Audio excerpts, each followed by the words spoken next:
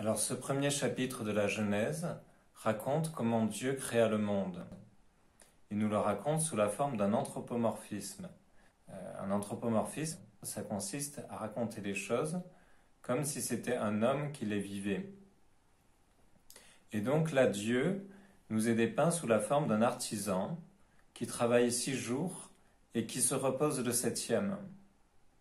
C'est une façon de nous raconter deux choses, de nous raconter la création et de nous raconter comment un jour par semaine, qui était d'abord le samedi, le sabbat, et qui maintenant est le dimanche, nous devons sanctifier, c'est-à-dire honorer Dieu le Créateur.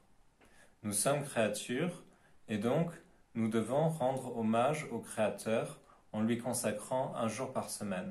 Donc ici, deux sens superposés, à la fois la création et à la fois que nous devons sanctifier le jour du sabbat.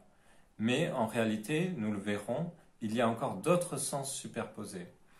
Le chapitre de la Genèse est vraiment, le premier chapitre, est quelque chose de sublime. Donc 6 jours, donc 6 catégories. 6 catégories où il va y avoir création. Et là, on a un ordre thématique, éventuellement thématico-chronologique pour ceux qui pensent que la création n'a pas été instantanée. Ça, c'est libre. Alors, donc 6 catégories qui sont organisées entre elles d'une façon exceptionnelle. Alors, les 3 premières sont des œuvres de séparation et les 3 dernières sont des œuvres d'ornementation. Et l'une correspond à l'autre. Les 3 premières correspondent aux 3 dernières. Alors, le premier jour, on a la séparation de la lumière et des ténèbres. 4e jour, on va avoir l'ornementation, soleil, lune, étoile. Le 2e jour, on a séparation des eaux de dessous, des eaux de dessus. Et le 5e jour, on aura l'ornementation des oiseaux et des poissons. Le 3e jour, on aura la séparation des eaux et de la terre ferme. Et le 6e jour, on aura l'ornementation des quadrupèdes et de l'homme. Donc vous voyez, c'est facile à retenir. Dès que nous avons un jour, nous pouvons retrouver celui 3 jours après. Ce ne sont pas les seules correspondances, il y en a d'autres. Par exemple, je vous mets le schéma explicatif. Vous voyez cet ordre, cette unité du récit, c'est vraiment magnifique. C'est peut-être le récit où il y a le plus de figures. Je ne sais pas, j'en connais pas qui ont plus de figures que celui-là. Plus de figures au monde, figures de style, figures de ceci, figures de cela. Alors, les correspondances, donc vous voyez dans ce schéma, je vous cite une autre correspondance qui est très importante.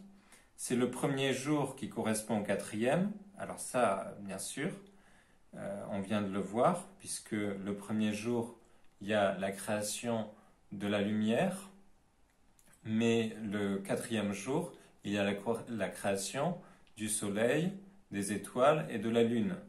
Mais le 7e jour correspond au premier et au 4e. Pourquoi? Le premier renvoie au 4e, bon, pour les raisons que je viens de dire, mais le 4e renvoie au 7e.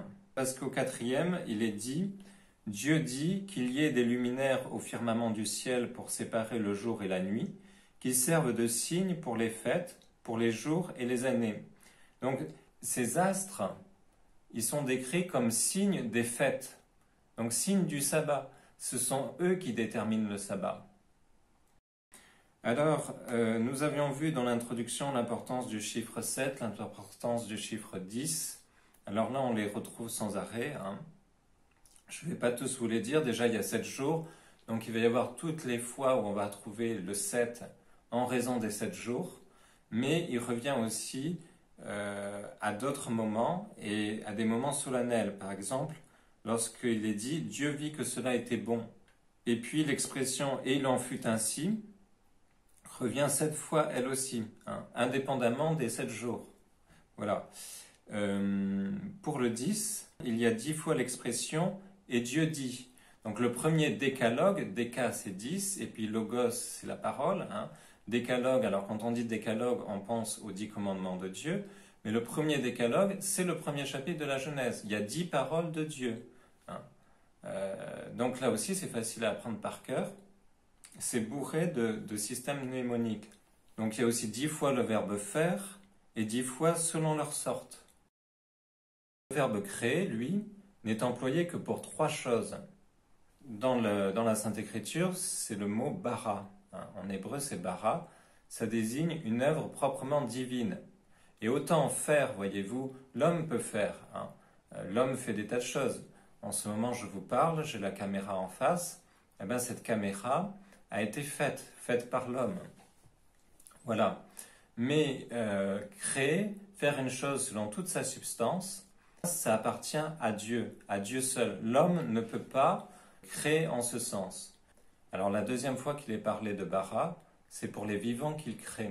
Les premiers vivants qu'il crée, c'est les grands monstres marins, Ataninim, Agedolim. C'est les premières créatures vivantes qui sont mentionnées dans la Bible. Et là, il est parlé de bara. Et effectivement, la vie, c'est quelque chose que l'homme peut reproduire, mais uniquement à partir du vivant. L'homme ne peut pas faire du vivant à partir d'une matière inerte. Ce souffle de vie qu'il y a dans les êtres, seul Dieu peut le faire. Et puis, la troisième fois qu'il va être utilisé le mot bara, c'est pour l'homme. L'homme, parce que l'homme, il a une âme.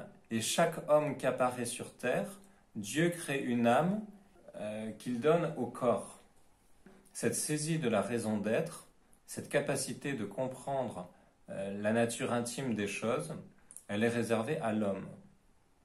Voilà. Et ça suppose un esprit complètement dématérialisé. Parce que justement, l'homme est capable d'accéder à des choses, à des idées complètement immatérielles, et qui donc ne sauraient être manipulées par du matériel. Maintenant, il nous faut parler d'un passage particulièrement important. On sent que la Sainte Écriture prend un temps solennel. C'est le passage où Dieu dit « Faisons l'homme à notre image et à notre ressemblance, et qu'il domine sur les poissons de la mer, sur les oiseaux du ciel, sur les animaux domestiques et sur toute la terre. » Donc, l'homme est dit à l'image de Dieu. Pourquoi l'homme est-il dit à l'image de Dieu? Pour plusieurs raisons. Alors, je vous ai mis un petit tableau, et nous ne verrons pas toutes les raisons maintenant, parce qu'elles sont nombreuses, mais nous allons en voir quelques-unes. Déjà, il faut comprendre que dans l'intention du Créateur, le Créateur prend le Christ, notre Seigneur Jésus-Christ, comme modèle de la création d'Adam. Dieu voit d'abord Jésus-Christ, qui est l'œuvre à laquelle il veut arriver, l'homme parfait, et à partir de cette œuvre-là, il va faire Adam. Donc, la cause modèle d'Adam, c'est Jésus-Christ. Alors c'est vrai quant à sa nature, mais c'est vrai aussi quant à sa surnature.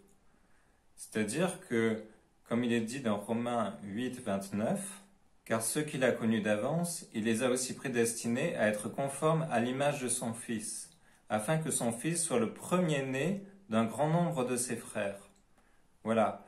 Alors, il est le premier-né d'un grand nombre de ses frères, et non pas de tous, parce que tous n'ont pas la grâce notamment de la persévérance finale. Tous, on a la grâce suffisante pour faire son salut, ça oui, mais tous n'y sont pas fidèles. Et alors, il est aussi le premier-né parce que non seulement il est l'image, mais il est l'image comme l'image qui s'imprime en nous. Car le Christ est cause de notre grâce. Le Christ a la plénitude de la grâce et, comme les Saintes Écritures disent, nous avons tous reçu de sa plénitude et grâce sur grâce. Donc la grâce nous vient du Christ, un peu comme un sceau qui vient s'imprimer dans la cire molle. Donc il est l'image qui va s'imprimer en nous, en notre âme. Donc, à l'image de sa nature, à l'image de sa surnature. Alors quant à l'âme, nous sommes aussi à l'image de Dieu quant à l'âme, puisque l'âme est aussi esprit, comme Dieu est esprit. L'âme est à l'image de Dieu, notamment parce que elle est destinée à commander à la création, à organiser la création. Comme Dieu a organisé la création, l'homme est chargé de ce travail. Alors, faisons l'homme à notre image et selon notre ressemblance, qu'il domine sur les poissons de la mer, sur les oiseaux du ciel, sur les animaux domestiques et sur toute la terre, et sur les reptiles qui rampent sur la terre.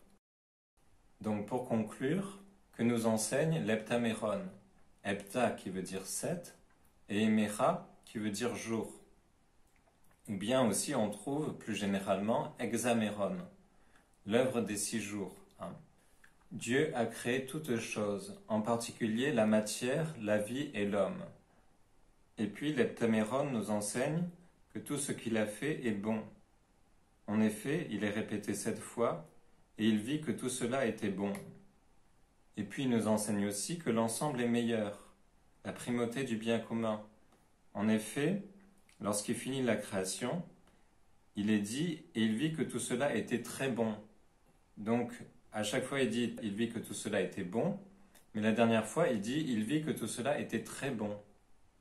C'est pour montrer que c'est l'ensemble surtout qui était visé. Par exemple, vous avez certaines choses dans la création, si vous les prenez en particulier, ça fait bizarre. On se dit, mais est-ce que c'est vraiment beau? À quoi ça sert, etc. Prenez par exemple un nez. Un nez, bon, c'est pas très esthétique. Par contre, un nez au milieu du visage, là, ça l'est beaucoup plus. Donc l'homme est créé à l'image de Dieu, ça on l'a vu. Nous devons lui consacrer un jour par semaine, voilà.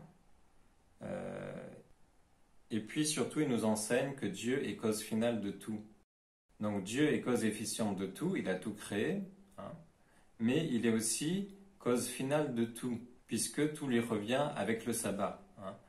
Donc ce microcosme qui est Adam va devoir rendre hommage à Dieu, et à travers lui, c'est toute la création qui rend hommage à Dieu. Alors ça c'est très important à comprendre, c'est que l'homme a la raison, mais il a la raison qui est unie substantiellement à la matière. L'âme est unie substantiellement à la matière.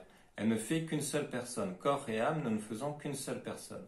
Et ça, c'est le prodige du bon Dieu qui a fait en sorte à ce qu'il y ait une personne dans cette matière, parce que, bon, les petits oiseaux qui chantent la gloire du bon Dieu, c'est bien beau, mais ils ne le font pas librement. Alors que l'homme, lui, est capable de le faire librement. D'où, vous voyez, c'est pas inutile de prendre par exemple des positions de prière, comme par exemple se mettre à genoux, parce que à travers cet acte, c'est tout le cosmos qui se met à genoux quelque part. Alors on reparle du concept de microcosme au chapitre 2, mais la prochaine vidéo sera sur la révélation de la Trinité dès le premier chapitre de la Genèse. À bientôt.